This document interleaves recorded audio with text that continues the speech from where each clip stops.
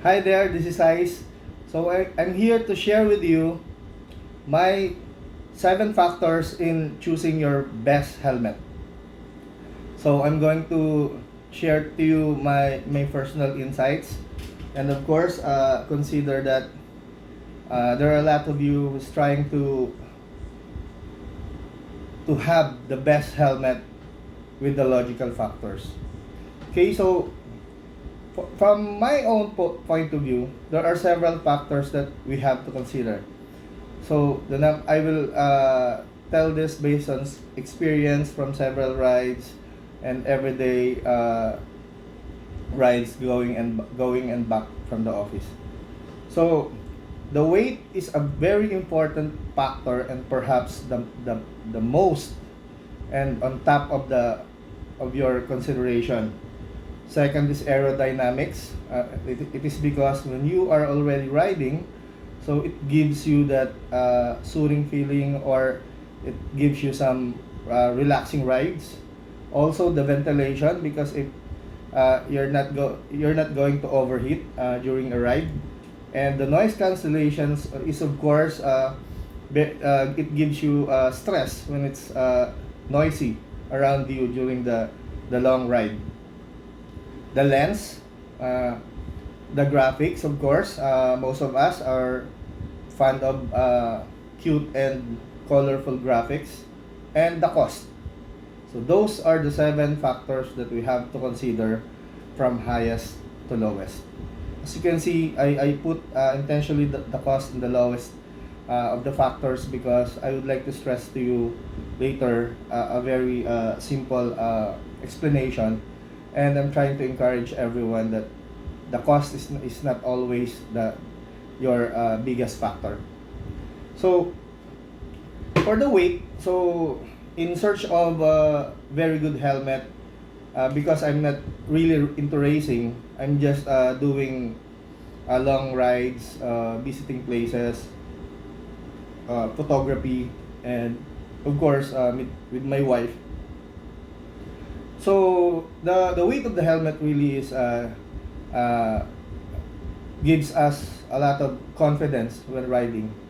And of course, when it's been several hours of rides, when you arrive at the destination, it will be one of the biggest factor that either you will enjoy, or you are too tired, your neck is too stiff, and your body's hurting, because one contributing factor is the weight of your helmet. So in order for me to decide my best helmet, it has always been a challenge to find the lightest helmet that I can afford. Unfortunately, when everything goes light in the helmet, everything becomes expensive, as you know that. So, like for example, I'd like to use I'm not going into reviewing the HJC RPHA70, but I have two here, which is I consider my best helmet. So this is RPHA70 ST Shuky, and this is RPHA70 solid carbon. Now, the overall weight for the Shuky is rated at about 1480 grams. For the ST helmet, this is the RPHA70 ST. And for the solid carbon, it is 1350 grams, that light. So solid carbon is very light in comparison to ST, but they are both the same RPHA70. So later on I will just give you some comparison, but this is not really the case. This is about the 7 factors of choosing your best helmet. Now, so the overall weight, as I said, is this is the highest in the factors that I consider. Then the second one is aerodynamics, of course. We need to have an aerodynamic shell. In this time, this is a wind tunnel tested helmet from HJC, and this is for extreme performance and maximum speeds. But as you know, I'm just riding a scooter. It's not going, very seldom for 100 kph. My regular speed is about 70 during long rides, north, highlands, Banawe, Sagada, Baguio, La Union, like that. So, but for this case, the first ride for this one is La Union. This is about 400 kilometers back and forth, and I really tested and I really appreciate the aerodynamics of this shell. So, as you know, the RPHA70 shell is very good. This is no more than one of the best helmet in terms of shell form factor, because this is no longer rounded. This is already elongated, and for that purpose, it is because of the aerodynamics effect that they put into consideration in designing this helmet. Now, this is a very snug-free helmet that is not rounded, because if the helmet is rounded, unlike my previous AGB, the Nero 500, or some of the Showy or the Arai that is rounded, it tends to, you know, when you snug your fingers or doing something, the helmet is a bit bulky. But in this case, the HJC decided to be a more narrower profile. Now, being the aerodynamics, this shell is called P.I.M Plus Shell, or the premium integrated matrix, which is layers of carbon and carbon glass hybrid materials or fabrics. It means this is another material, this is another material, this is a carbon fiber, this is another material, and then it is layered and informed into the shape of the shell. So basically, the HJC call it the P.I.M Plus Shell. So it is for shock resistant, and of course to meet the standards right there, how much shock it can protect us. So basically, this does not relate to if your helmet is expensive, it will protect you more, because the moment that is already marked with certification, in this case the DOT, so it is already certified, so it can withstand the minimum allowed shock resistance. Now, this is a sport touring helmet, the RPHA70.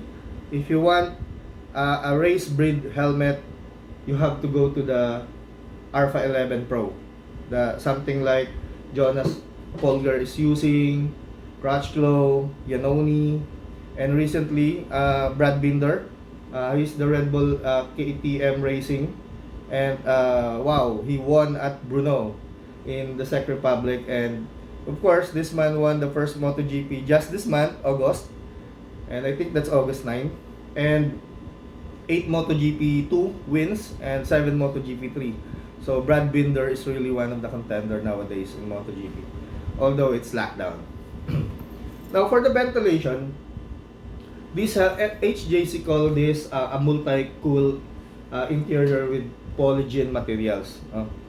4-way vents allow passing and sucking of air. So as you will notice, I'm really surprised, but when I'm using this going to La Union for the first time, wearing the RPHA70 ST, this one, so I was really surprised that there are 4 ways to vent out the air, 3 of which are in the front here, in your chin. Inside is the adjustment, which is the air is passing here and going out here. In front of your mouth, which will deflect the breathing, which combines with this rubber. And on the side vents, upper side vents, you have the air that is simply passing from here and going out here, but sucking the hot air inside. And of course, the central ventilation is very surprising. You know, it feels like when you suddenly open this and you are running for about 90 kilometers per hour, and you suddenly open this, whoo, a sudden breath of cold air is will be passing your head, and then you know you really can feel it, and then after it cools down so I close this one just to feel the heat again for some time, and I open it again so for about a few minutes. So it's just like that. I don't leave this open in long rides.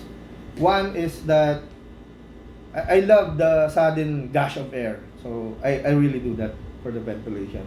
So surprisingly, this has very good ventilation, especially the HJC RPHA70 carbon. But the noise cancellation is so great. You know, when I was riding in Baler, I was alone. It was locked down. So I decided to ride with Shuky in Baler. And I really find the noise cancellation very good. I was just hearing the roar of the engine, and nothing more. The beep beep of the jeeps and the other motorcycles, you can hear a very slight sound, no? But definitely it will not be annoying when your head is inside this helmet. So I really find it exciting. I was not expecting that the kind of noise cancellation inside this premium helmet is you know. So again, the noise cancellation, the importance of noise cancellation for your factor is really, it gives you enjoying feeling and a relaxing feeling while riding, instead of it noisy environment that you are passing with during the rides. So I'm used to wearing half face helmet. Most of my long rides I've been wearing half face helmet, so I was used to noise. But when I use this full face, I was surprised that the technology is already has been evolving really great. Now, another to consider is the lens, no? As you know, one of the factors is the lens. Most of the branded helmets have different lens, offers many colors, no? And most especially the locking mechanism is another issue. Some of the helmets, the locking mechanism or the tick, you will hear it because of the side mechanism, not in front. But fortunately for this RPHA70, this has a center locking like that. That is very easy and very balanced to open or adjust. And then I was surprised that this HJ26 shield is very easy to remove, no? You have this switch here, both sides, then pop it. That's it. That's how easy it is to remove this one. Now, since the shield is already removed, which is anti-fog, and it comes with a Pinlock inside, which is of course deny you the annoying fog in Sagada, in Mountain Province, and Ifugao. So definitely this visor or this lens will help you a lot in those kinds of places. Now, the lens is a good consideration when it comes to how much is the defogging capability of the lens for the helmet that you are choosing. What are your options? Does it have pin locks? That give you good locking mechanism? And of course, that is the lens allows you to remove easily and to replace with a colored one, which is very easy also, and to install. Did you see it? Just poof, and that's it. Center lockings there. So I'm not expecting that HJC RPHA70 is this good, this is really one of the factors that is the return of investment is very good. You will have a happy moment with this one, changing lens. But of course, you know, I just don't like with the colored lenses, especially this gold. You know, the fingerprints. It is a fingerprint magnets, man. You really have to have with you a damp cloth, a clean damp cloth in order to clean it. Now, another factor, and the number 6 factor is the graphics and the aesthetics. So, most of us have like flashy colors, comics, you know, comics type, graphics design, tigers, eagles, etc. But it is up to your, you know, liking. It is up to you. That is your helmet. But please, please, please, do not buy your helmet because of the graphics. Again, please do not decide to buy your best helmet because of the graphics design. Actually, it is almost in the last factor that I'm considering. Again, you have to go for the weight that will give you a lot of soothing ride. The aerodynamics, it will not make your head pull back every time, especially when the gushing wind, something like in Baler. The ventilation, it will not make you overheat. You will have a happy ride. The noise cancellation, it will not annoy you anymore. And of course, the lens. Okay? The anti-defog, the color lens, the defogging features, and the locking mechanism, and the easiness of removing and replacing the lens. Now, going back to the number 6, which is the graphics, the RPHA70 ST has, in fact, 14 graphics design. And those 14 graphics design, it has several color variations. For example, in this RPHA70 ST Shuky, there are 4 color variations, which is yellow, there are blue, there is one that is called silver red, and the white gray. Maybe the white gray pwede dito sa Yaba shirt ko. I mean, the silver red. And then there are a lot of marble graphics license design for the RPHA70. There is this Wolverine, the Iron Man that is very expensive, that is, you know, but I really like that helmet, but it will make me, you know, comic.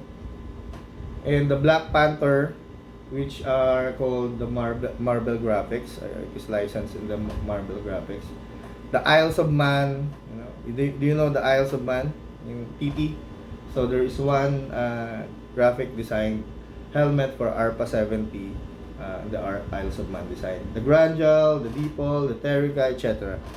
So you can choose a lot of designs with the same advantage, the same everything, ventilation, locking mechanism, anti-defogging features, etc., etc. And of course, the material used. Do not forget, this is made of layered carbon and glass hybrid fabric.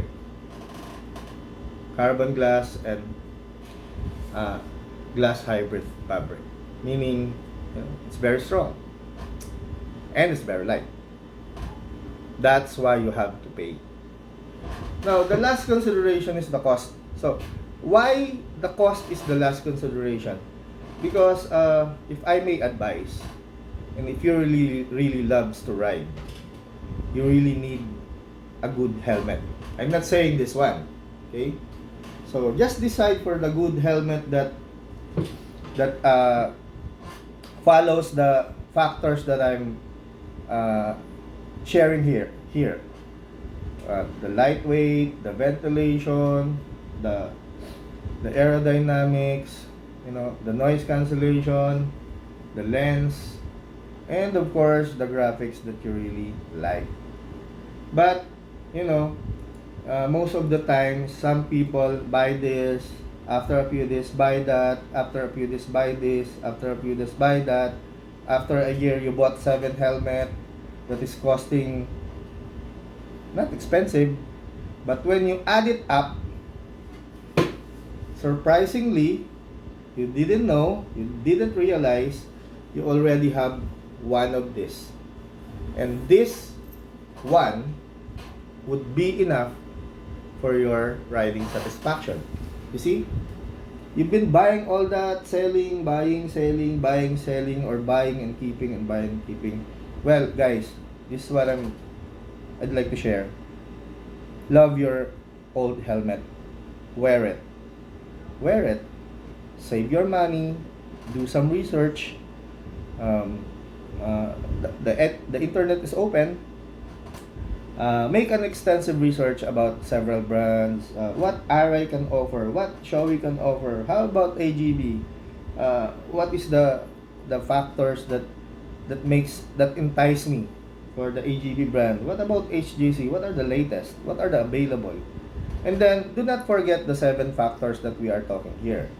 Now, when you satisfy yourself with one particular brand that matches the factors and your acceptability level, how much is the helmet? It might probably cost around 500 or more US dollars, or about 25,000 above. It's expensive. No, I'm not going to buy that helmet. It's very expensive. Guys, save your money. Do not buy anything yet. Do not go for something less of what you want. Okay? Just wear your current helmet. Use it while saving money for the helmet that you've been wanting for long. And eventually, after several months, it depends on how you save things. Save for what you want. So after several months or after a few years, it is ready. You are ready to buy your helmet.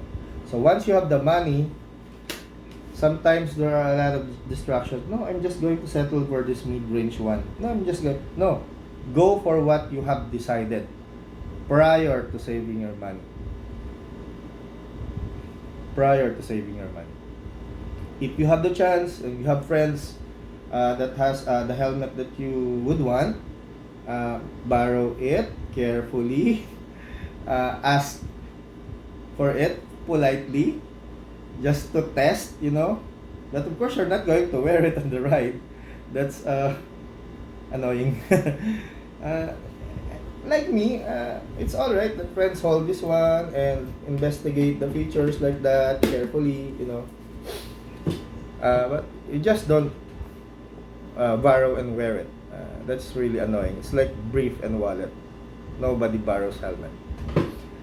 So guys, that is what I would like to share without really sticking into this specific brand, but I really like Shuky Yellow, this one. I really like this. I got this during lockdown. 3 months in the waiting, and this one surprised me. One of my good friends sent me this one for for a very good price, and he even sent me this lens for Shuky. So I'm trying to decide whether the full solid carbon has a better looks with the blue lens, something like that. And this I just recently installed the GoPro, the Hero 8, which some recordings, and maybe I'll post some rides. But just to make a good conclusion here, so when you are finally deciding for what you want, it doesn't mean that you have the money. Okay, it doesn't mean that you have the money. So what I'm just sharing with you is there are important factors that you have to consider. It is not about the cost alone. It is not about how good the graphics alone. It is of course the weight. It is the aerodynamics, the ventilation, the noise cancellation, and the lens. These are 5 primary factors that you have to consider first before selecting your available graphics. And then, finally saving for the cost. So guys, this is Ice. I hope I honestly share with you my personal opinion and help you how to select for yourself a good helmet.